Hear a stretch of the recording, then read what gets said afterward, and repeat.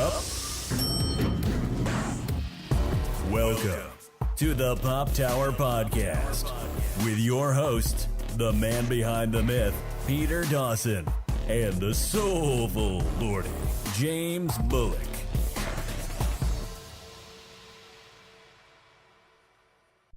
Ho ho, hello, and get ready for a legendary day. I am indeed Peter W. Dawson. And I am James Bullock. And I think we're on episode 49. Really? We're one away from the 50, I believe. Wow, the big 5-0. Yep. What are your plans for 5-0? I don't know. I think we have to change the name. We can't start using numbers anymore. We have to drop the numbers thing because then it makes it feel like it's an old podcast. I thought we were going to move to Hawaii. Oh. Yeah, I'm making a cute reference to what we're going to be talking about shortly. I just want to move to Hawaii. Oh, man, I thought you were getting ready for Marvel's Agents of S.H.I.E.L.D. premiere soon, so... That's true, that's happening. Yeah, you had somewhere else you want to head to. Potentially. Tahiti we'll see. Sounds nice. To be flat out honest, I much prefer the idea of island hopping than going to, Africa or South America, or parts of Europe, for that matter. Oh, you don't want to go to Wakanda? I think most of my vacation destinations in the future are going to be coastal areas. I would still probably go to Wakanda just because I really want to see what that train's like in real life. Oh man, that was so awesome. So we're here to talk today about video games and movies, yes. And I'm just going to say right up front, this episode is going to get spoiler heavy. Yes. Now what we're going to do. This in the title. We had to put this in the title on this one. This is a spoiler heavy episode of the Pop Tower. I'm going to flat out put a bracket thing that's includes spoilers after a certain point. Yeah. Because what we're going to do is we're going to talk about a video game. We're going to skip over the spoilers to that one, but there are a couple I do want to talk about with that too. Okay, yeah, no problem. And then of course we're going to talk about Avengers Endgame. I mean, and it's funny because really both of these topics have time travel, points in the plot. So you kind of have to talk about spoilers, especially with the game, because it flows from the last game and the game before Honestly, that. I think that was a spoiler for one of them. Yeah. All right, well, diving in here. So let's first talk about Mortal Kombat 11. Yes. Of course, Mortal Kombat, probably one of the most important fighting franchises in gaming history. Yeah, right beside Street Fighter. Yeah, and Street Fighter are probably the two most important. I mean, no disrespect to King of Fighters. All the SNK games, yeah, because I love them so much. Yeah, I mean, they're almost, and of course Tekken. Yeah. Shout out to all the Tekken. Sure. And we just keep going from there. Yeah, if you had to have a tree, there are certain games that fall under those categories. Like you got the Street Fighter tree that kind of falls with the SNK, and then you had the Mortal Kombat, which is kind of like the Killer Instinct and a lot of Mortal Kombat ripoffs. And then you have the Tekken, which kind of like DOA falls under. Yeah. So, we're going to dive in. Mortal Kombat 11 is a continuation of kind of this recent semi-reboot the series has had. Right, starting from Mortal Kombat 9, quote-unquote, or 2011, whatever one you want to call it. But yeah, pretty much just Mortal Kombat, the Xbox 360 PS3 version. And that one started with with a time travel hook of its own, where it followed the events of Armageddon, where the last two standing were Shao Kahn and Raiden. Right. And Shao Kahn is basically about to kill Raiden when he uses his amulet to warn his past self. And then that triggers sort of a retelling of the original Mortal Kombat trilogy, right? 1, 2, and 3, but with Raiden now trying to change history. So you get these interesting new consequences as you explore the sort of original canon of that series, and then things change, which is really interesting. But, so in this case, I'm going to briefly mention the premise of this one. We're then going to mostly talk about the game itself. Because the premise this time around is, in the previous game, spoilers for Mortal Kombat X/10, Cassie Cage, the daughter of Johnny Cage and Sonya Blade, managed to defeat Shinnok, the god of the Netherrealm. But Raiden is now a vengeful god. Yes, because now he's attained Shinnok's amulet. He's been corrupted by it. Yeah, that's the big thing, is he's corrupted. And so then he decapitates Shinnok because Shinnok technically can't die because he's effectively an elder god, I believe. But this disruption causes Kronika, basically the mother god of the Mortal Kombat universe. Yeah, that we never knew about. This is the first time we found out about her. Yeah, she's the keeper. She's the time god, as you would imagine from a name with a name like that. Of course, spells her names with K's because it's Mortal Kombat. Although, granted, some of the spellings of Kronos, the classic god of time, that's sometimes spelled with a K as well as CH. So, I guess I can't judge too much on that one. Yeah, they're being somewhat accurate this time with their replacements of K's and with C's and K's. Well, Collector has a K in his name, though, and that's just plain wrong. I mean, just even like customization has a K in it, so. Yeah, it's true. You can't win them all. But, so the big thing is, with this act, Kronika's been trying to alter history, so we get a time crisis, which is kind of the big hook for the plot. Yeah, because essentially she wants to rid the entire time of Raiden because he's such a screw up. Yeah, she's just sick of him. So, as a result, we get this interesting mashup of past and present, and, some characters who didn't get a lot of focus before actually come into focus. But the thing that kills me right away is Kenshi, his son, and that other Shaolin monk whose name I can't even remember. Kujin and Takeda. Takeda I kind of cared about, because I kind of liked his weird love child combination where he has some of Kenshi's powers and some of Scorpion's powers. That was genuinely interesting to me. And I liked how he had to make himself worthy to Jackie Briggs, because you gotta be a real man to win over that lady. Yeah. But yeah, he's gone. Jushin's gone. And just to spoil real quickly, they name drop him about midway through the story. And you find that him and Jackie are married. Oh, I didn't know that. Yep, they name drop. It's a very short moment. I had no idea until I was putting the videos together to put on YouTube of the story mode. I completely missed it the first time I was actually playing it, and when I was watching the videos, I saw it. Oh, okay. Yeah. Well, that's nice. They were honestly kind of cute together. Yeah, they were. Especially the last scene of the story mode in X was pretty cute for them. Oh, yeah. Yeah, no, they did have chemistry, but he was kind of a pathetic puppy at first, so I'm glad he had character growth. She's always been awesome. Yeah, I've always loved Jackie. I really have. Oh, yeah. Well, yeah, you're probably mostly happy with how this game turned out for her, then. Yeah. She gets a pretty prominent role. Mm-hmm. I mean, it's interesting how they do it, because, Raiden's still one of probably the most important. Liu Kang returns and becomes more important. Yeah. Kung Lao gets... Even though he was a major part in X and the way of the whole corruption Revenant deal, he didn't feel like a major player in the last game at all when it came to the story. He was pretty much... Was he even playable in story mode? I cannot even remember. I don't think so. No, because the Revenants ultimately were kind of... they were mostly just goons for the Netherrealm. Right. So Liu Kang was basically not important at all in 10. And this time, they kind of go back and forth, because when he first comes back, he teams up with Kung Lao. Mm-hmm. So we get the classic Shaolin Monk duo thing. Yeah, I love the actual chapter is named Shaolin Monk. Yeah, no, that's solid. And, so we get more focus on some of the classic characters as well. We get more focus on Jax. Jax gets... I'm sure... We'll get into... When we get into spoiler territory, we'll talk about that, I'm sure. We get more Scorpion, we get more Sub-Zero, and some other characters actually get some focus, like Scarlet actually gets a plot. Yes. It's not a very good one, much like Aaron but Black. They actually give her a reason to exist in this one. Yeah, and Aaron Black still doesn't make much sense. But he's a gun for hire that you absolutely have no idea why he's being hired. Yeah. And Jade gets more to do. Yes, we actually as found well a little as bit someone about her. to do. Yeah. I know that was probably cheap, but it's honestly really interesting for her backstory.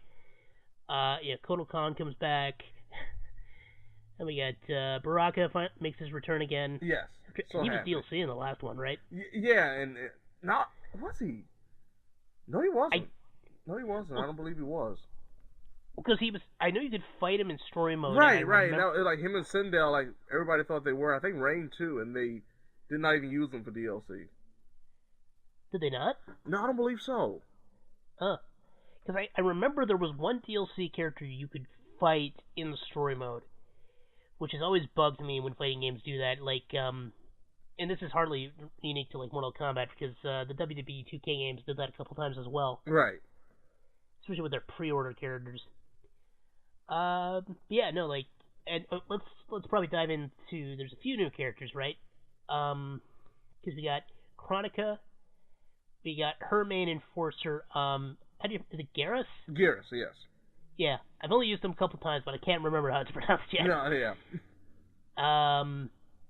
And then Cetrion shows up. Yes. I'm forgetting someone. Oh, you already said him earlier, the Collector. Right, thank you. Yeah. Because those are the only 4 new ones, right? Yeah. Oh, I just wanted to look it up too real quick. Yeah, I was right. No, Baraka was not in the last game. I thought he wasn't for DLC. Yeah, he was, because you fight him at one point as Devorah. Right, like I said, same thing was Sindel and Rain were also fightable characters, and they didn't appear as DLC, which was really weird. And Frost finally returns. Yes, Frost comes back. She comes out actually very early in the story, and yeah. she's completely different. I love the irony of what happens to her. Yes, I love the and not only that, but I also love one of her fatalities plays a big role in that irony. Yeah. And yeah, because like it's a return to a more classic roster, but they still use some of the more popular new characters. Yeah, yeah. Which I do appreciate. And probably the most pointless addition was Cabal. Poor Cabal. Oh man, Cabal had one reason. He was another one that was given like one reason to be in the whole story, and it didn't pan out at all. No. And that was just to get revenge on a certain person that messed him up pretty bad. I always feel bad for people who have characters like this as their mains, because I mean, sadly with rosters getting as big as they are, mains just no longer exist from game to game. Yeah, it's amazing because I know a lot of people, one, were complaining about certain characters not appearing like Melina, and 2, actually complaining about the roster being smaller than they wanted it to be because it can't fit everybody, but they want as many people as possible because they want to have possibly their main or somebody they enjoyed playing with in a previous game show up again. Oh yeah, like one of the ones that always drives me nuts is when previous characters come back as DLC. Yeah. That doesn't go into that more because I think we might get that this time, honestly. Sorry? I think we might get that this time. Well, we already kind of have because Shang Tsung's DLC. But the only thing is when it comes to in that regard, yeah. But in terms of like also with story mode too, we've had I think some glimpses of people that we're definitely gonna get DLC for that are older characters that not only like with Shang Tsung, he's not even in the story, so you don't really have a feel like he's gonna be in the game as a playable character. But there are certain characters that they teased in the story mode that definitely felt like they're gonna be playable characters. Mm-hmm. Don't want to spoil too much on those 2 surprises. Yeah, I think I know which ones you're talking about. Yeah. Yeah. And it was weird, too, because they mentioned Melina in story mode. Yeah, they really they actually mentioned her several times. I know. That is weird. Maybe just get a DLC story where she's like, Melina's revenge. Well, I mean, we've had zombie Liu Kang, so I mean, why can't we have zombie Melina? I'm down with that. Let's make her more horrifying. Yeah. Yeah, so we kind of talked about the characters. I really like Garrus as a new character. Because he's got, like, his time manipulation, but he's also got his sand powers. Yeah. Which kind of makes him, like, an interesting mashup of Sub-Zero and then, like... I'm trying to think who else to compare him to. Tremor from the last game? Yeah, Tremor's probably... Yeah. That seems about right. Yeah. And I haven't played too much also with Garrus so far, but the times I have, I've enjoyed playing with him. And fighting people that actually know how to play him, he is a real good character. Like, I'm surprised just how effective he is across the board. And I thought it was like the whole time power thing was too gimmicky and it wouldn't work and nobody would really utilize it well. But so far I've seen people that actually know how to play with Garrus do a very good job of utilizing it during a fight. And if there's like one character that they produced for this game that's new, that I do want to see in a future game, it's him. Yeah, he's probably the most interesting. I mean, Cetrion's alright. She's kind of like a Celestial type thing. Right. Because she really comes out of nowhere in the main plot, doesn't she? She's like another god, and it's like kind of boring, honestly. And Collector's fine. Yeah, I actually like his character a lot more in the story than I like anything else about just like playing with him. Yeah, because he's not that much fun to play, at least for me. And like Cetrion's kind of fun to play, but these godly beings, if they're just like, we're gods, we do godly things, Right. I don't care. I had this problem with Fujin when he was introduced. Oh, yeah. And, yeah, she's kind of more of that. Meanwhile, Geras, he's the enforcer, but he's got such an interesting backstory, and, like, I love his role in story mode. Yeah, because, his ability to turn back time not only plays a part in his actual gameplay, but also in the story. And it plays a big role in why he's such a great enforcer. And I just love the fact, like, there's a moment where you think they pretty much kill him. Like, you had the reason to believe he's dead. Yeah. And then, like, everything just starts rewinding. He's like a really interesting horror movie villain type thing, where it's like, you can kill him, but he can regenerate from basically anything just by turning back time. Right. Yeah. Yeah, so you want to talk a little bit more about the online play? Like, I thought, in general, this is just another fine entry. If you like 10 and you like 9, you'll like this one probably fine. Yeah, I think it's a little bit more defensive-minded, though, compared to the last two games. But once you open up people, combos happen aplenty, and, of course, if you can put pressure on people and they don't know what they're doing, of course you're going to overwhelm them. But online, it's pretty similar to Mortal Kombat X. It's got ranked. One of the biggest differences, though, definitely is ranked, is that now it's, instead of just being a one-on-one match that you can just have a match, it's actually a up to 3-point fight. So you have to win 3 times to win the whole thing now. It's a ranked set where you have to win 3 times to win a ranked set. So you have to be prepared, and if you lose, you can actually switch your character, and the person that wins has to stay with the character that they won with. So that's really like the only big difference in the presentation for online combat. You still have King of the Hill mode, which I thoroughly enjoy, where you have to try to dethrone the king who's on a winning streak. I actually saw somebody beat a guy who had an 18-fight winning streak the other day. And then when I fought them, they backed out. So I couldn't even dethrone the king properly. Nice. I don't know if there's much else to say at this point. I mean, the online's working pretty decently. Yeah. So far, I haven't had any real major disconnects, any real major lag. Oh. Uh-huh. Sorry, I was going to say the grind to get more points to unlock stuff. Yeah, I was going to say, that was one that I definitely wanted to bring up. That is, to me, the biggest flaw when it comes to this game. Yeah, this is something that's going on in the industry as a whole that I could really do without at this point. I mean, there's a couple other things I could do without, but thankfully this game has avoided most of them. But it does have that one. Yeah, because one of the major things returning here is the crypt. So you get to run around and open up chests and unlock stuff through the various, well, actually not various, but the 3 currencies that are available that you pretty much get throughout any time you win a fight or perform a fatality or brutality. Just let that sink in for a moment, though. 3 currencies. Yeah. I mean, it's one Why? thing. It just used to be coins. Now you have coins, orbs, and hearts. So, and even one though of these things is not like the others. And like I said, it was fine. The original way, it was fine. I had no problem grinding to unlock stuff in the crypt when it was just one piece of currency. It was just coins. That's all you had to worry about. But but the thing about it, especially like with the towers, which is the Towers of Time, which is pretty much like a hybrid version of the multiverse, and the Living Towers from Mortal Kombat X and Injustice 2, is the fact that you have to grind through these towers to get enough stuff if you want to actually unlock things. And the crypt that is randomly generated, mind you, the chest. Not the items in the chest, but the chests themselves are randomly generated across the island. So you can't really figure out exactly through coordinates where these specific chests are. It's like the only one that's in a set place all the time is the Shao Kahn chest, which is the heart chest.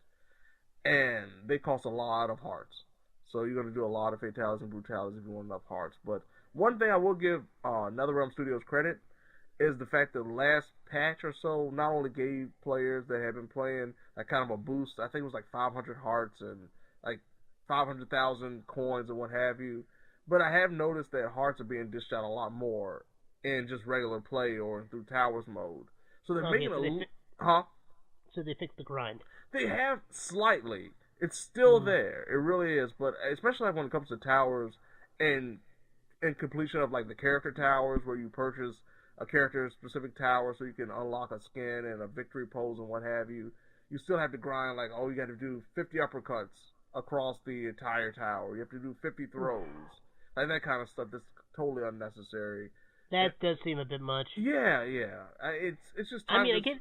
It's time consuming for the sake of time consumption. That's it. Yeah, like I get having some grind, but you gotta make it more fun than that. Right, and I think they had a perfectly good system in Injustice 2 with the same exact offering with the multiverse tied into the what was it? I can't think of the name. I hate to call it loot boxes because that's what they weren't necessarily loot boxes, but they kind of were. No, they're not quite as bad as loot boxes. Right. I mean, we're complaining about this to a degree, and it does feel kind of, loot boxy. It's not quite the same. Like, we're gonna be fair here. No. I don't.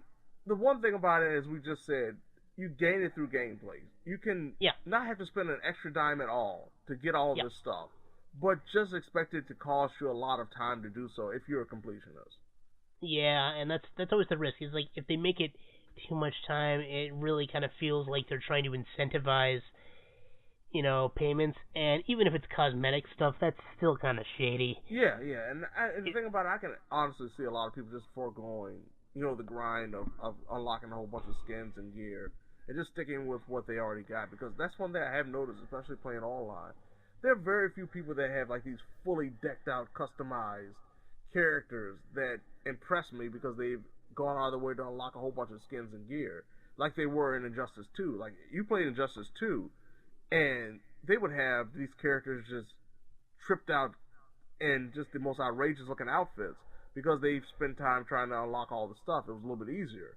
This time, I think people are just going to stick with what they have on the base settings. Mm-hmm.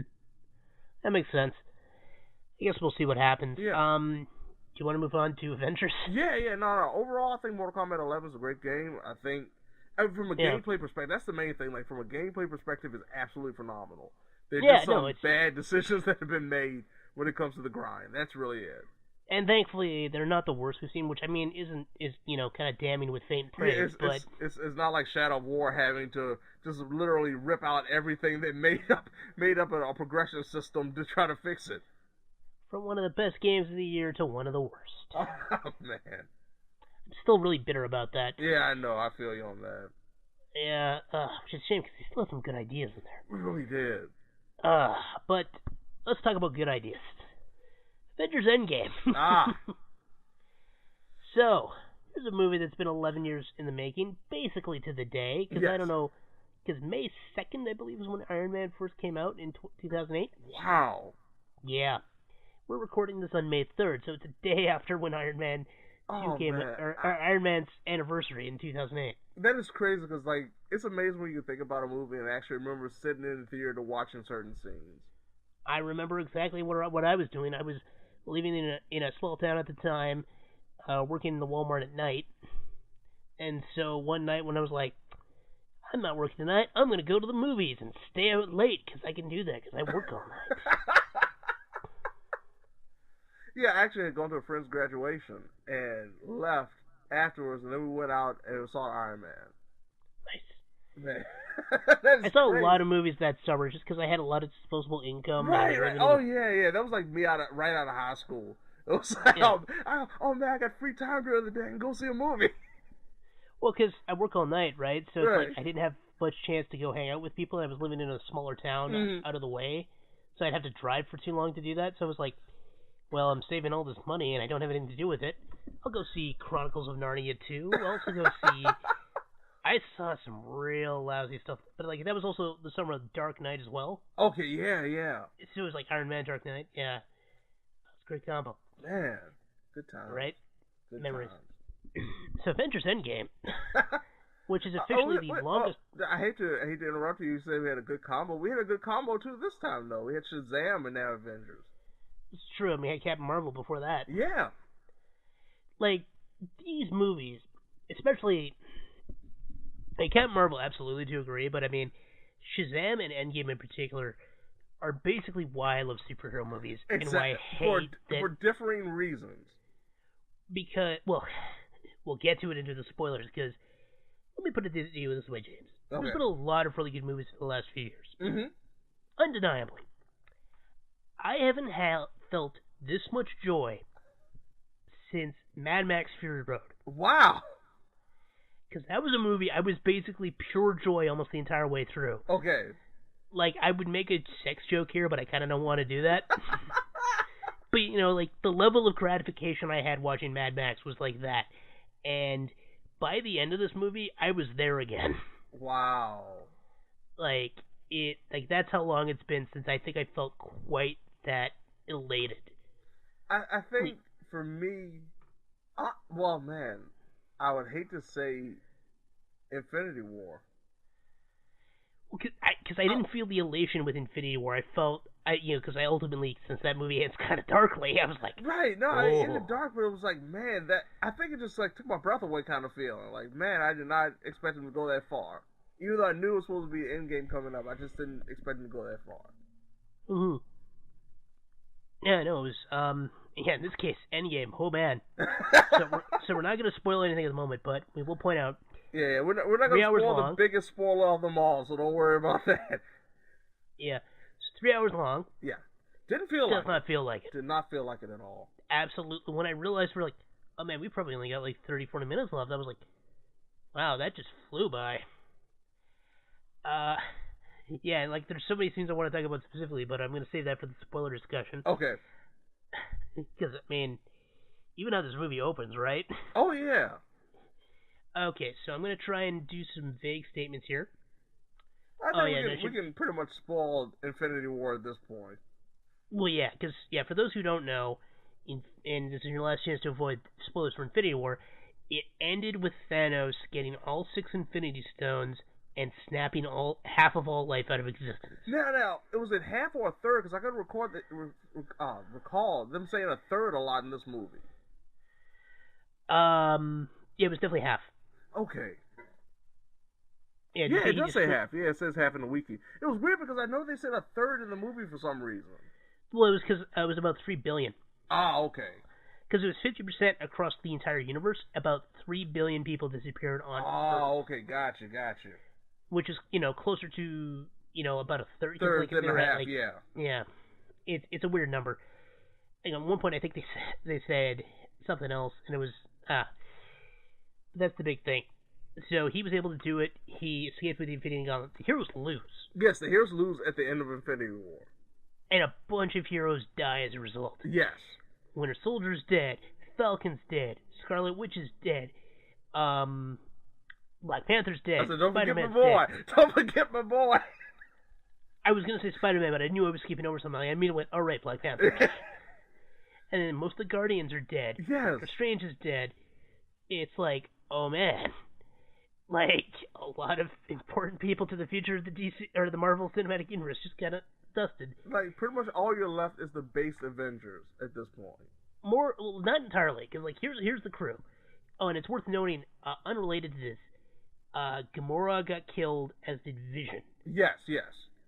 And so did Loki, for that matter. Yeah, I forgot about... Yeah, Loki got killed off at the beginning, pretty much. With Heimdall. Yes. So, a few characters were killed off for real, and, yeah. So this time around, we get... After the events that happen, our heroes, which includes Iron Man, Tony Stark, Nebula, Sister of Gamora. I'm going to try and go through the list as carefully as I can without saying any spoilers here. Black Widow, Natasha Romanoff. Yes. Bruce Banner, the Hulk. Steve Rogers, Captain America. Rocket of Guardians of the Galaxy. Yes. Thor. James Rhodes, War Machine. And then the borderline Deus Ex Machina, Captain Marvel / Carol Danvers. I'm going to say this right off the bat. She's barely more than a glorified extra. Here's the thing, and this is one that I did want to talk about for a spoiler, in terms of spoilers when it came to her appearance. One, I'm glad they did address the fact of where has she been. Yeah, I'm happy it was hand-waved, but it was explained. I'm glad that they did. It was a throwaway line, pretty much, but I'm glad they still explained That's what I mean by a hand wave. Yeah.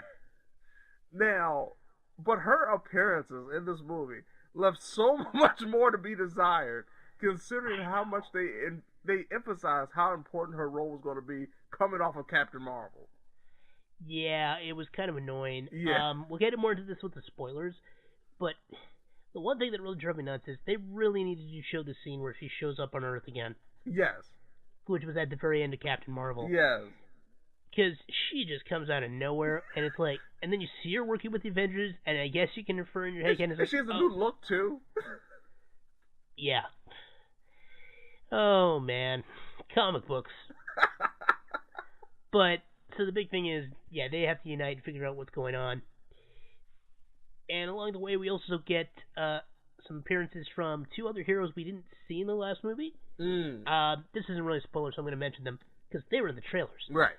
Hawkeye and Clinton Barton, and then Scott Lang, Ant-Man. Yes, and interestingly enough, like the focus on Hawkman, Hawkman and Ant-Man, Hawkman and Ant-Eye. Let's just throw them all together. No, the emphasis on Hawkeye at the beginning of the movie was so surprising to me. Yeah, we won't get into. I want to say before we get too much further, because we're turning to avoid spoilers. I forgot to mention this earlier. By the way, this movie's already at $1.6 billion. Wow. Yeah, and that's going to be probably at least $3 billion higher by next week. More than likely. Because I mean, we're starting a new weekend here. Yeah. So we'll see how this goes. It's a perfect Mother's Day. It's a perfect Mother's Day movie. Before we very vaguely touch on the character arcs and what we thought about them, I want to touch on one thing. Okay. Alan Silvestri needs to win a goddamn Oscar. I should probably consider censoring what I just said slightly. I'm not going to do it because that's just a fact. Seriously, this guy did Back to the Future. He did Forrest Gump. He did, there's a bunch of other famous soundtracks he did. He did Ready Player One. He emotionally affected me in Ready Player One. He emotionally affected me in this movie, too. The fact that he has created, for me, one of the best villain themes I've ever heard. With Thanos' theme. Oh, yeah. Oh, my goodness, man. Yeah, he did Thanos' theme. He did the original Avengers theme. He did the Captain America theme. Like, God's sakes, give this guy his due. Like, I'm going to flat out say it, like, ahead of time now. I really hope this gets nominated for Best Picture. It should. Just to finally give the MCU some of its due. Because, I mean, Black Panther got the first nomination. That's cool. It was a very good movie. You know, deserves some recognition. I really hope this ends up being kind of like a Lord of the Rings situation. Right. Where they finally, now that the franchise is over, like, well, not over, but you know what I mean. Right. The main arc. We had the main arc is pretty much done now. The main saga is over. Like, because, I mean, Lord of the Rings, each one was nominated for Best Picture, so it's not quite the same. And, like, Ian McKellen was nominated at least once for Best Supporting Actor. So, but, like, I'm hoping in this case, they finally go, all right, let's get over the snobbery. Yeah, because, I mean, for me, it was, and we talked about it with the Infinity War. Well, we talked pretty much about the nominations. Like, to us, Infinity War was a superior movie, and it should have been nominated. Probably. So, I'm hoping that maybe they get it right this time. But for all we know, they're going to nominate Captain Marvel. Well, what can you do? So I wanted to, in the spoiler-free section, just talk briefly about what we thought of the character arcs in kind of vague terms. We get into specifics later. So, Captain America's arc was pretty solid. Okay. You know, and I really liked what they did with him. I mean, he probably didn't have the deepest arc by no, far. I think it was there, and I understood what they were going for. And honestly, considering the ending for his character, it makes sense that his was one of the more simplistic and very easily to understand arcs. Yeah, it was subdued, but I mean, because we'd had a good idea and like they mostly just kind of foreshadowed it in pretty clever ways. Yeah. It was very obvious even when you were watching it, but once you saw the ending, you really put it all together. It was really, really nice. I think they did a real good job with it. They did make a mistake with his ending, but I mean that's where you got to get into semantics about major plot point, which they. I don't want to get into too much here, but there was a big thing they did with the movie. Okay. Where they spent a lot of time explaining it, and then they violated their own rules. I think you know what I'm talking about.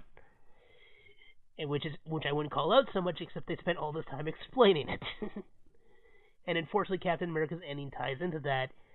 And I kind of have a simple fix in mind for that could have made it better in terms of at least that element, although emotionally, I understand why what they did with his arc.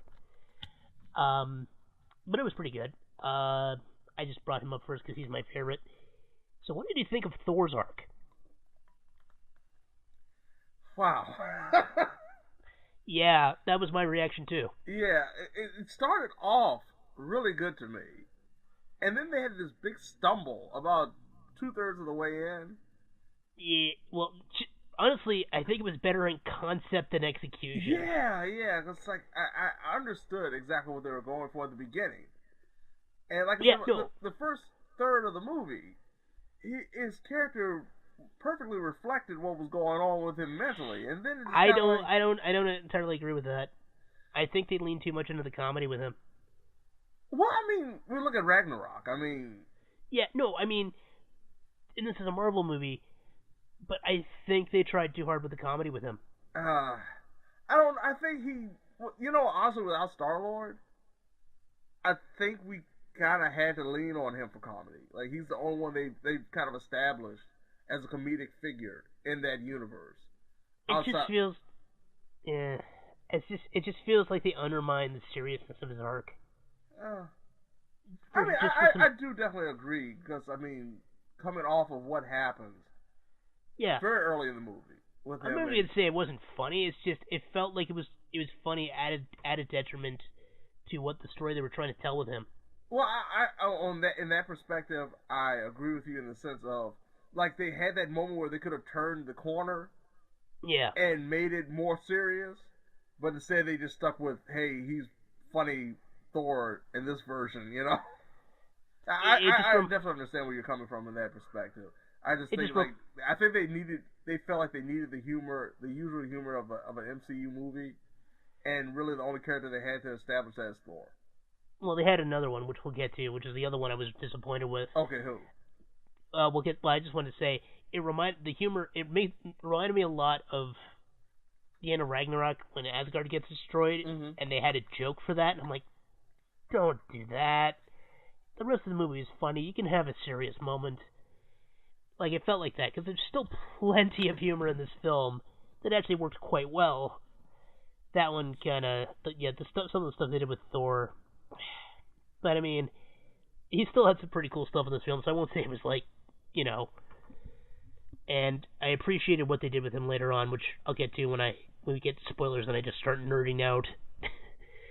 The other one I really didn't like was Hulk. That was weird. That was weird. Well, I think the big problem I had with it was because so much of it was done off screen.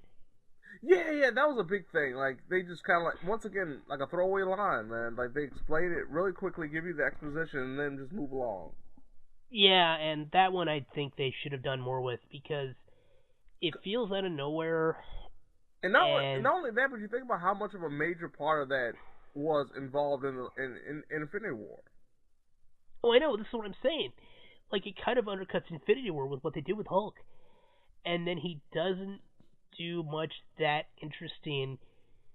Like, he gets a cool scene later on, right? And then there's a defining moment that's all about him, but I don't feel like they built to that very well. No, he was there.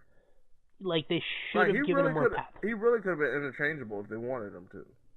Yeah, that's the killer. Like, he needed a more pathos-connected arc, I think. Especially with some of the stuff they do with him, but unfortunately he kind of, like, him and Thor, flat out to me, are the big disappointment of this film, just with what they do with their arcs.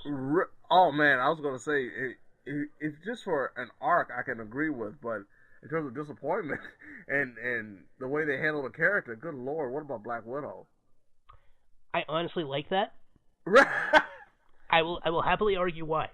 I like the very end, but in terms of her importance throughout the movie, I really thought they undermined her a lot. I don't know, because she kind of has an interesting aspect of that you would not have imagined when you consider her character's origin. That's true. And while I can understand that it's a very emotional little arc she has, because, like, there's a lot of ways they could have taken her, and we'll get into that more. I really like what they did with her in this. I mean, I kind of wish, especially with some of the stuff she does early on, after a certain thing that happens, I really have to get into specifics here. Yeah, let's get into it. Let's just go because I mean. No. I want to touch on a couple more things in non-spoiler territory before we start talking spoilers. Okay, so real quick, Scott Lang, Paul Rudd. Mm-hmm. Oh my God, so good in this. Oh yeah, he's always good though. He like it wasn't just the comedy because he still brings the comedy and it is always delightful to see him not get any respect, especially in this one, because he ends up being kind of important for reasons that we'll get into. Right. But I also love his emotional moments, especially when he at one point has a talk with Iron Man. That scene I loved, and of course Robert Downey Jr. He's like, yeah, I'm gonna really bring it on this one, and he did. Like Iron Man's arc was pretty good. There still could have probably been a few things that were better handled, but we'll get to those. But in general, I thought his arc was pretty good. And then, Hawkeye. Yeah, pretty good. No? It was okay. Oh, you weren't feeling it? Okay, interesting. No, I enjoyed when he was. I enjoyed like the opening scene with him, and there was another scene later on, and of course like one of the final scenes. Mm-hmm. But he was another one I just didn't feel like he was that important. I think you're underselling it a bit, but we'll get to that. Okay, so this is gonna be the part where the movie's climax satisfies on every level. Oh yeah. I just want to throw that out there. I just could have actually used more. I could have used more fallout from it. Absolutely. So we're gonna get into spoilers now. If you don't want to hear spoilers for either Mortal Kombat 11, which maybe, or Endgame, probably don't if you haven't seen it yet. Here we go. So this is your last warning. So, real quick, Mortal Kombat 11. I absolutely love what they do with the reveal for Kronika. Like, when she reveals, hey, this has happened several times before, and they show several times where Raiden and Liu Kang fight each other. Yeah. Including times where Raiden flat out kills Liu Kang. I'm just like, oh my God, they're using the other games as like alternate continuities, and I love it. Like, the multiverse timeline arc is actually pretty brilliant. And then the prize at the end of the game as a result is pretty clever as well. I mean, it's one of those things. It still feels like it could have been slightly more epic if this is how they're going to close the storyline and then start afresh, because I don't know where they can go from here. Yeah, that's why I walked away feeling kind of let down by it. Yeah, because just the feel of a lack of epicness when it came to the way they concluded the story. Well, because the final fight with Kronika, after you have these cool set pieces, it's just kind of a grassy field with an interesting thing in the background. Right. And it's like, that's kind of disappointing. Have you seen all three endings? Yeah, they were all right. Yeah, and that's what I'm saying. Like one was a little bit better than the other. And then there was one that's really not ending at all. It's just a really bad outcome. But yeah, it just didn't feel like for such a grandiose moment in the Mortal Kombat lore that it just almost felt ho-hum. Like, yeah, we've done this and that's it. What do you think about Jax's arc? Oh, that was awesome. Yeah, Jax probably got some meat because he's got his PTSD, and then he's like, I just want to protect my family. Right, and then once he loses his wife, then that really just sets him off. Yeah. And he becomes a depressed shell of his former self, and then he finds a way, hey, I can bring everything back to not only what it could have been, but what it should be. Like, Jackie doesn't have to be a soldier like I was. She doesn't have to deal with all this stuff. And in turn, he's like literally conflicted with himself. Yeah. Yeah, I thought it was he literally has to fight himself. Yeah, I thought it was really good. I'm the real Jax. I'm the real Jax around here. No, I thought it was a really good use of Jax's narrative and really the best example of Jax in a Mortal Kombat story ever. Yeah, probably. All right, so we're gonna spoil this now. One more spoiler. One more. What did you think about the little buddy relationship between Scorpion and Sub-Zero now? It's adorable. then Scorpion sneaks up on him. Oh, you're getting a little too old now. I know. I love where they took those characters. Oh man, there's some good stuff in there. Oh man, that was great.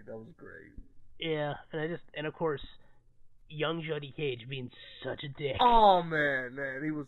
It's so much.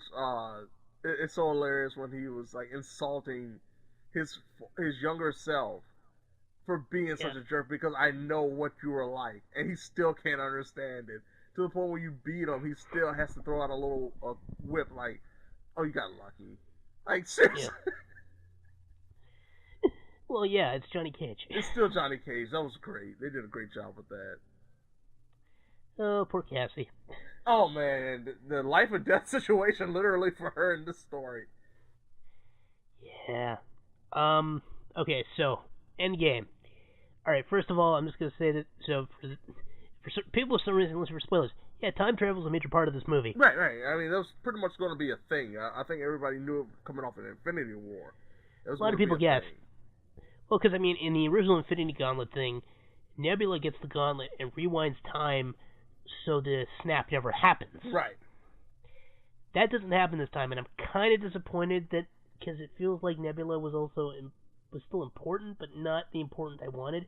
Yeah, it was really weird. Like, she was almost like a tool important, not necessarily a character important.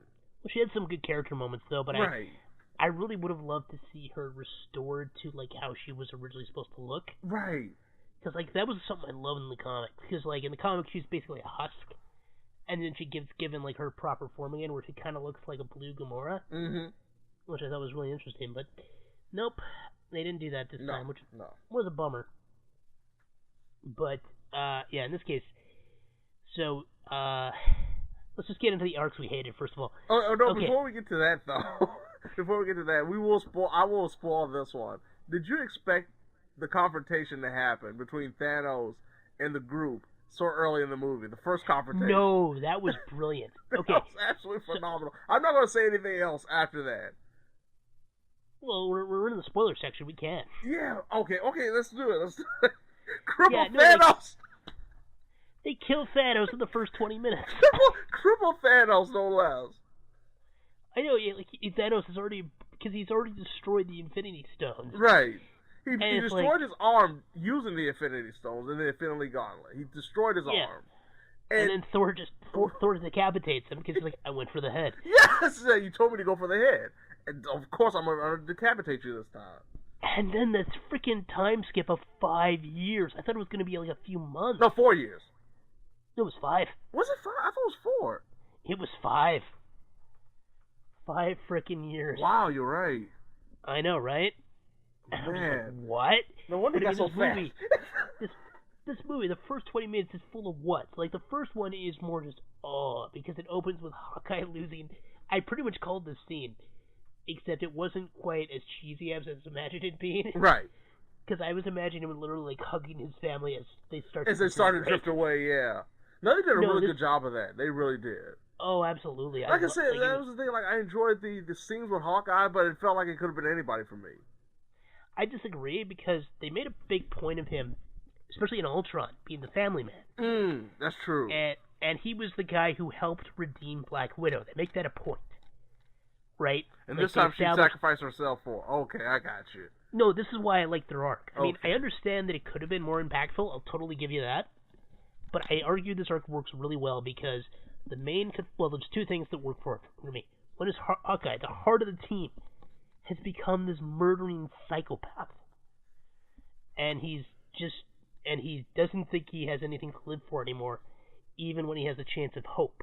Well, I agree with that from a long-term perspective. I do agree with you on that.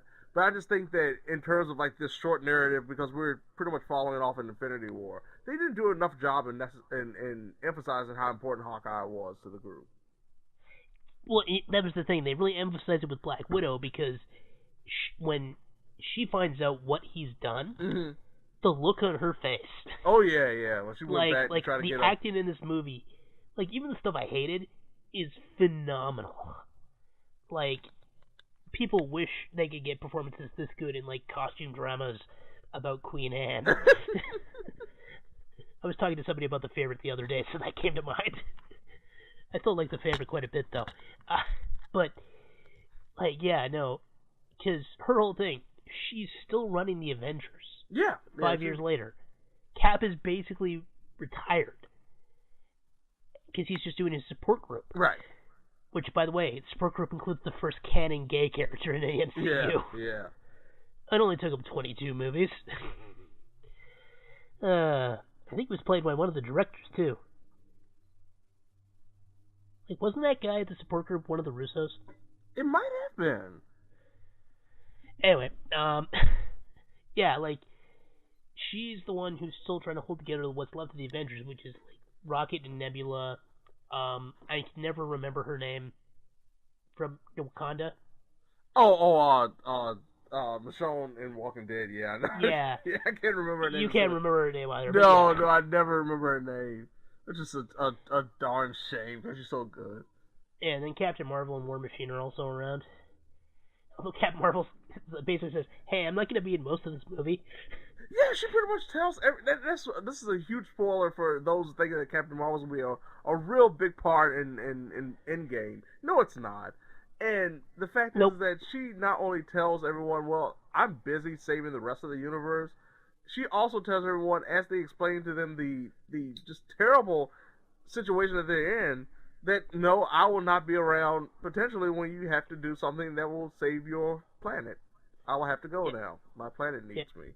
I know. She is still flat out one of the most powerful good guys they have on their team. And you can't even trust her that she'll be around. I know. Like, that's... She almost reminds me of the Sentry from the comics, because the thing with the Sentry is they could never get him to go outside, and he's like this ultra powerful dude. So it's like, hey, come on, Sentry. He's like, I don't want to go outside. It was kind of like that. But no, like, yeah, because of this, and Nat trying so hard to restore her family, a family she doesn't think she deserves, remember? Right. Because that was a big thing in Ultron. Mm-hmm. Not well handled. We're both monsters. Like, fuck you. It's alright. Spoiler area. I'm allowed to curse. I was gonna give you a pause that time just in case you wanted to edit it. You know what? I'm not gonna. We don't do it that often, but I'm just that worked up. I hated that scene in Ultron. Anyway. Yeah, so we talked about Hawkeye and Widow. So Thor. Fat Thor. Yes. Fat Thor is not only a fat individual now because he's depressed, but he also is pretty much a freeloader with a bunch of freeloaders. Yeah. That likes to eat pizza and takes a long time to get his hammer now. Yeah. He's not been training at all. I mean, the problem is they lean too much on the comedy aspect. And like I said, I can understand where you're coming from because they had the moment to turn the corner. Yeah, and that's what I'm saying. Like, then they just said, nope, going back to Ragnarok Thor. I know, like, it's frustrating because, like, he needed a few more proper pathos moments. Like, he gets a good scene with his mom. Yeah, and really, I thought that was going to be the moment. Yeah, I know, but that's when it should have been. And he gets back Mjolnir temporarily, right? Which is great. We'll get to that. You know, especially because now he's got Stormbreaker and Mjolnir, and he even gets a really kind of cool Warbeard later on. Mm-hmm. But he just regresses too much. Yeah, like I said, they had that moment right there, and instead of using that to take him into the final battle, they just like, nah, Ragnarok Thor is the best for this one. Yeah, you're not wrong. Iron Man. By the way, he looks very gaunt when he's introduced. Yeah. He's been stuck in space for a while now. Yeah, that surprised me. I didn't realize how gaunt he was in the trailer. Right. And I love the little friendship he made with Nebula. Yeah, it really was. I think, that was kind of clever, because while they don't interact much after they return, it shows how much she's grown as a person. Right. Which does help with her feel slightly less like a tool. It's still tool-like, though. I'll totally give you that. Right. And really, when I say tool-like, I mean that not necessarily in that Nebula, but more so in the second Nebula. Yeah, that's... Because a lot of her changes can feel a bit rushed. Right. Then you realize why, because you get the future Nebula versus the 2014 Nebula. Right. And the 2014 Nebula is kind of, still evil. Trying to prove herself to her daddy. Yeah, and because they use basically the same cloud software, their brains hack each other. Which honestly isn't the most contrived thing. Because we'll get to the contrived thing. And as a result, we get an evil Nebula and a good Nebula, and it is interesting to see how far she's come. Yeah. Especially when good Nebula tries to redeem 2014 Gamora. Right. Who was on the path to that, but she gives her the push. Yeah, she really definitely did. And there's a nice little moment at the end where you realize that Gamora is still not the nice girl that we've come to know and love after the last few movies. Man, if there's a character who gets no respect in this movie, it's frickin' Star-Lord. Oh yeah, he does not matter. And then when he is on screen, they make fun of him the whole time. Yeah, because they go back to They go back to Guardians in 2014. Yeah. And he's doing this singing intro from the movie again. Right. And they see it all from their own perspective, so there's no music. Right. Which is a funny joke. Yeah, no, it really was. It was a nice little bit, but it was just like, considering like how Star-Lord came off in the last movie, it was such a regression. And I understand, like you said, we're going back to the 2014 version, but even then, still, it just feels so underwhelming. They just punch him in the face. Yeah. Which was a really funny joke, but it, honestly, it might have hurt his character too much. Especially because, that was kind of the problem with Infinity War, is he was regressed a bit, and Gamora was accelerated too much, so it didn't feel quite as natural. Right. And then in this one, the actual proper one, once he's resurrected, because, spoiler, they get resurrected. Of course they do. He feels a little closer, but then he still gets no respect. Right. So it's like, I'm just trying to think here. So, yeah, Tony I thought had a pretty good arc. I loved Tony's arc. I loved it. It's kind of the arc he should have had all along. Right. But they kept, they keep doing the thing where it's like, he's going to stop being Iron Man. No, he's Iron Man again. And, man, that was kind of lazy foreshadowing to set up Pepper getting her own suit, wasn't it? Yeah. Oh, man. Oh, I made it as a birthday present for your mom. And then she, especially because she hates the suits, that does feel weird. Mm-hmm. But, hey, I guess she's got her own suit now. Or maybe it was a conversation they had. It was like, I'm not going to go out in superhero anymore, but in the off chance somebody attacks our house. Hey, here I am. And here's a battle suit for you, honey. And she's like, I will do anything to protect our daughter. Because Captain Marvel will not be showing up to help. No, she will eventually. She had a lunch. Look, the Skrulls wanted to have Taco Bell. Yeah. So, whatever. And They're the Lord Beers of the MCU. They're trying to find the best and most delicious food around the universe. Yeah. By the way, they really need to explain why they need to kill someone for the Soul Stone. Yeah. They had it happen twice now, and it's still question, why? Hey, you know what? I understand, too, the big reveal of Red Skull in the first movie, but, they try to do it again this time. It just kind of fell flat. If you're going to do it again, at least have Captain America meet him. I know. It was like Hawkeye and Black Widow. It's Red Skull. Oh, okay. Yeah. It's wait a minute, aren't you Red Skull? What are you doing here?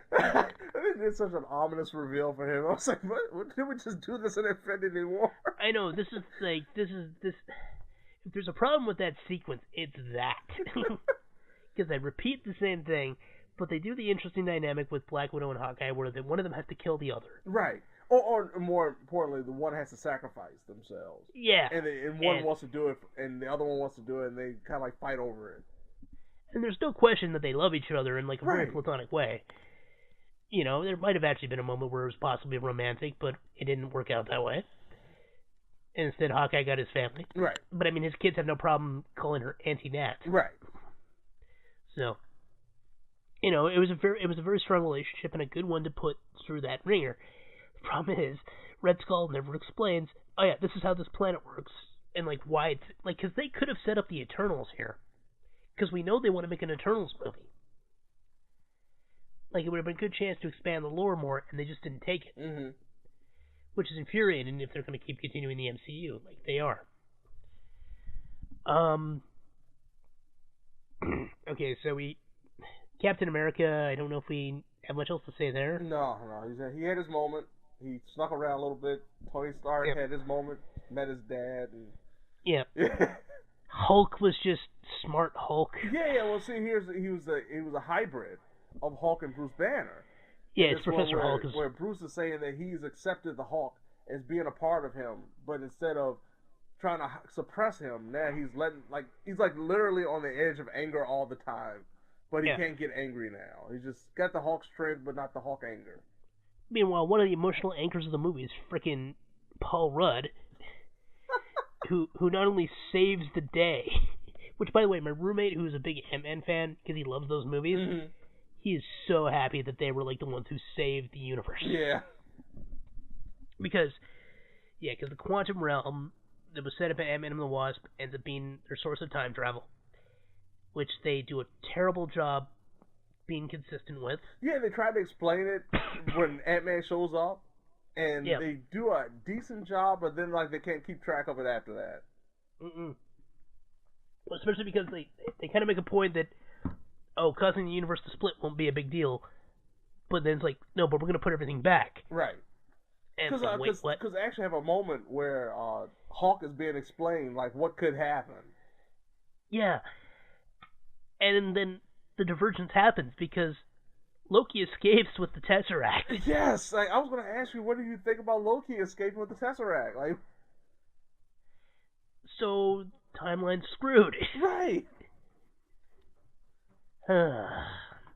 What can you do? I was expecting them, like, Loki to show up and they were going to do something to get it back, but it's like, nope, we're going in a completely different direction here. Yep, no, and I guess now we know what'll happen with the Loki spin-off, potentially. Right. Yeah, because then, after all that, so Captain America, just to skip ahead to the end of the movie, he's supposed to go back in time to put everything back, because they steal Infinity Stones from other timelines. Mm-hmm. They steal Mjolnir. He goes to put it all back, and then he's just on a park bench as an old man. It's like, you just said time travel wouldn't work that way. Right. Like, it would have made more sense if he had come back in the suit, and he was an old man, and it's a callback to the joke that happened with Scott Lang, because he ended up turning into an old man and a baby at one point. Yes, he did. And it's like, oh no, did I do it again? He's like, no. He's like, no, Hulk, this one I planned on. You know what I mean? Yeah. Because, I mean, the final shot of him finally getting his dance with Peggy, I'm fine with that. Yeah, that was fine. And I know a lot of people actually were upset and didn't really think about those. In the sense, like, oh, well, Captain America gives up his powers, so it, like, messes up the future, but they completely ignore the fact that they've actually gotten rid of the threat. Yeah. So, I mean, he could be just a normal person now. Even back then. Yeah, and, like, he knows his legacy is safe. Right. Like, he can, he feels like that was the end for him, and he fought the good fight. He's inspired others. I mean, especially because, okay, I want to nerd out a bit here. They gave him two really cool sequences that I absolutely love. So the first one, you'd know what I'm talking about here. He finally gets to use Mjolnir. Oh, yeah. Which is just like, oh my god, Captain America's using Mjolnir and his shield at the same time. And it's not just like, oh, he's hitting Thanos with the hammer. He's got the lightning powers. Yeah. Which is just great. And I love Thor's reaction where he's just like, I knew it!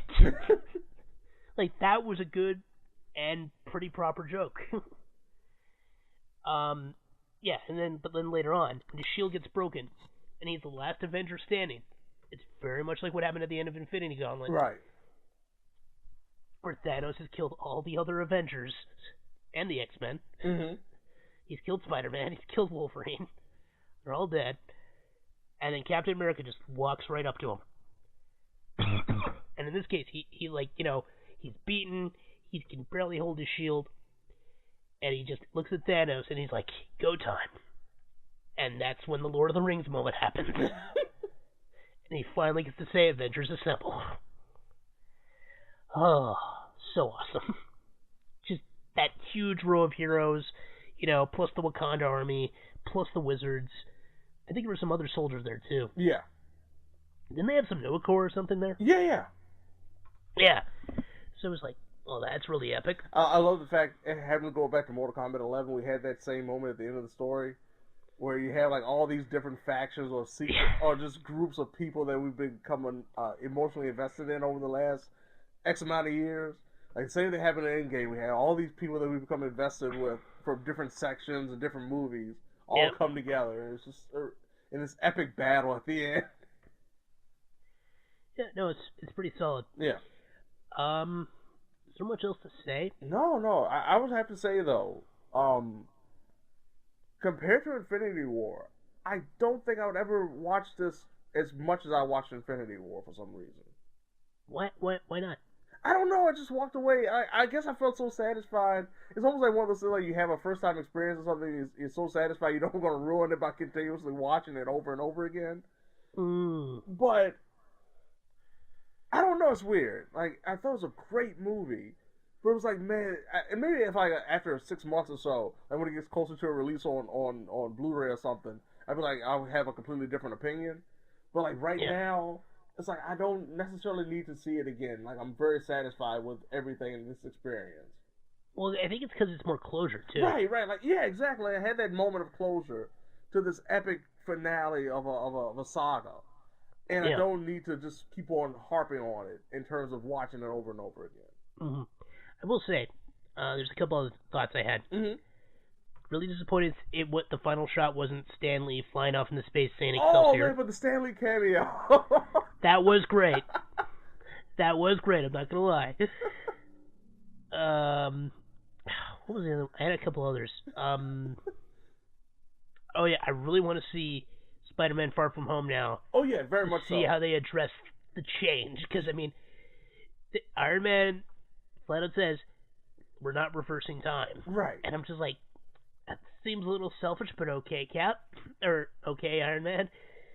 And oh yeah, there was a couple of things I wanted. Sorry, I just got some random thoughts here. So I mean, I really want to see how, because I guess the assumption is that Peter and Ned, at the very least, both got dusted. Right.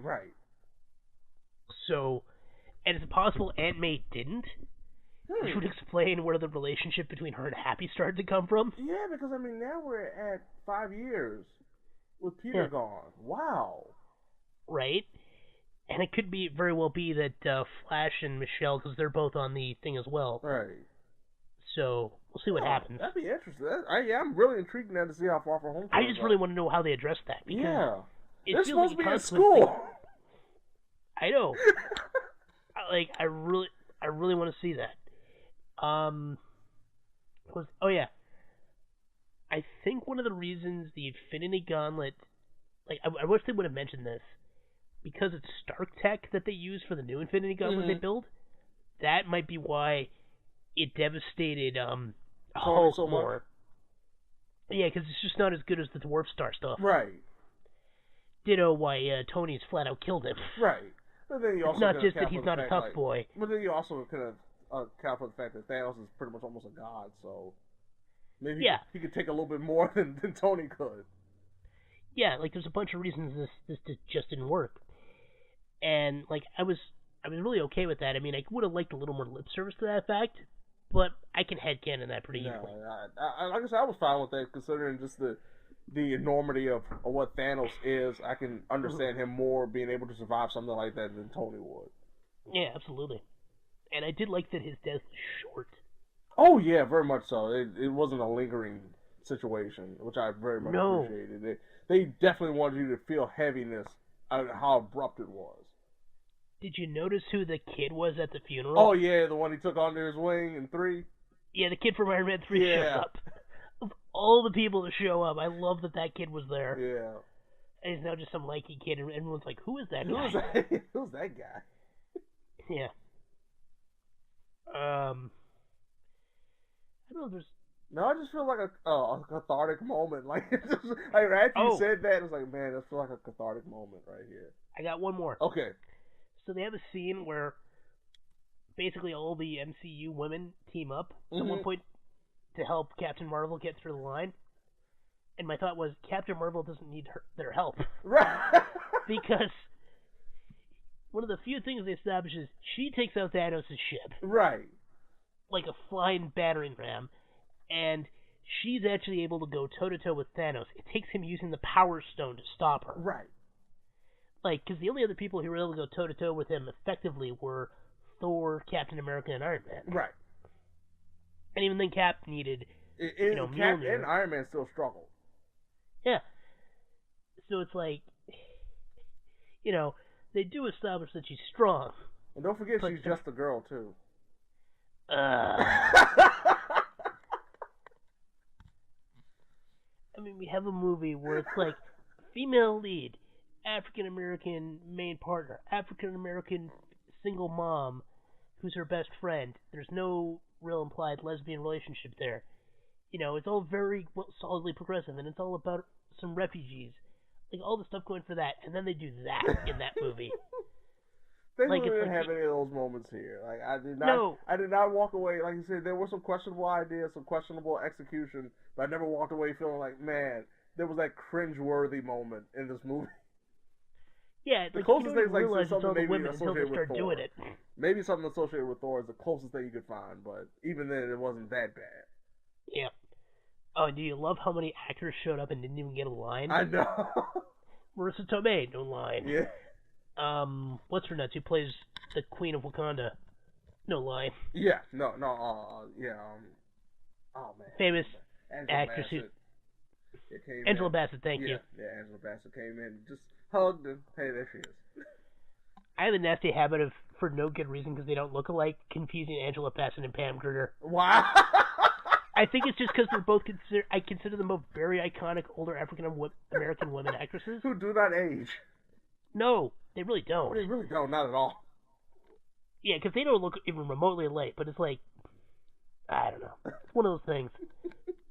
I'm always worried I'm slightly more racist than I want to admit. No, no. Honestly, here's the deal. I really thought Chronicle was modeled after Valerie Curry. So. Oh, fair enough. Yeah. That happens. I would love to see who the model. I gotta look to see who Chronicle's model is because she looks so much like Valerie Curry. Surprised me if it was Jennifer Hale herself, though. Yeah, because of course they get a god and it's voiced by Jennifer Hale. But yeah, no, I am looking forward to Far From Home. Yeah. I am really curious what Guardians Volume 3 is going to be like now because Thor goes off with the Guardians. Yeah, because I mean, now we have a situation where we got kind of like old Gamora. With the mentality, and Star-Lord's still Star-Lord. I do like that certain characters stay dead, because, I mean, they say they tried to bring back Black Widow and they couldn't. Right. Vision is apparently still dead. Yeah, he's not coming back. No. Which is weird, because he's going to get a spin-off show. Right. So that'll be interesting. Captain America's too old to really matter. Yeah, he's gone. Iron Man's dead. Right. And, there might be another Loki out there now. Right. But a lot of the Guardians are still dead. So, I mean, some characters are definitely dead now. Yeah. So it's going to be interesting to see what happens going forward. Because I know... Because they want to do Shang-Chi, Master of Kung Fu. And the cynical part of me is, they want to do it to appeal to China. But I also remember... You have so many martial arts characters that are tied up in TV deals. They need something for the movies. So, and then they're doing the Black Widow, origin story movie. More than likely.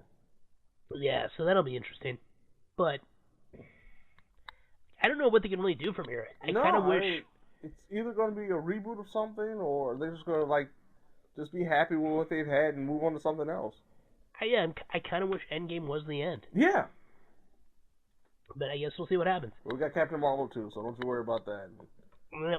Yep. We'll find out. We'll finally have someone call her Captain Marvel. Yeah.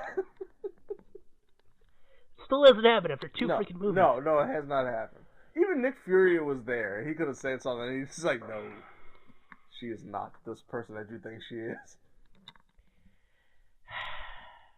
Well, I think that's going to do us for now. Yeah. It's been an extra long episode. Very much so. Happens. Very full of spoilers, too. So there you go. It was a 3-hour movie. You had to talk about. Yeah, you had to talk about something. And my voice is just gone. It's the giddiness of it all. That's all. Yeah. All right. Well, thank you for sticking with me through this, James. Oh, yeah. No. We worked together with this one, and just like anything, we've assembled to create one heck of a podcast. Yep. Bum, bum, bum, bum. Whatever it takes.